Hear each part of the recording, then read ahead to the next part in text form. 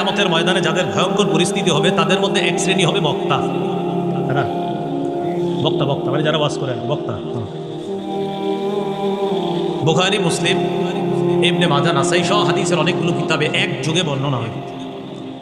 عن أسامة بن زيد رضي الله تعالى عنه قال قال رسول الله صلى الله عليه وسلم রাসূলুল্লাহ সাল্লাল্লাহু আলাইহি সাল্লাম বলেন জাউ বির-রাজুলি ইয়াউমাল কিয়ামা ফায়ুলকা ফিন-নার।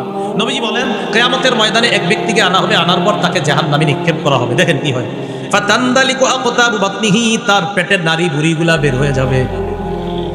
বের হওয়ার পর ইয়াদুরু হাওলাহা কামা ইয়াদুরুল হিমার বির-রাহা, গাধা যেমন চাক্কির চারপাশে ঘুরে, ওই লোকটা তার নারী বুড়ির চারপাশে ঘুরতে থাকবে। ফায়াজতামিউ ইলাইহি আহলুন নার, অন্যান্য জাহান্নামীরা তার কাছে আসবে। কার কাছে? ওই নারী বুড়ি যার বের হয়েছে। তো অন্য জাহান্নামীরা কি আরামে আছে? আরামে আছে না, কিন্তু এর পরিস্থিতি দেখে এর কাছে আসবে। তাহলে বুঝেন তো, অন্য জাহান্নামীরা যার অবস্থা দেখা তার কাছে আসে, ওর অবস্থাটা কি হইতেছে? আসার পর জাহান্নামীরা বলবে তোমাকে চেনা চেনা মনে হচ্ছে।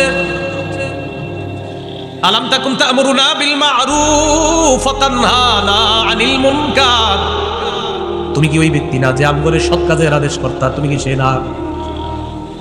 ওয়া তানহানা আনিল মুনকার, তুমি কি সে না যে আমাদেরকে অসৎ কাজ থেকে নিষেধ কর্তা?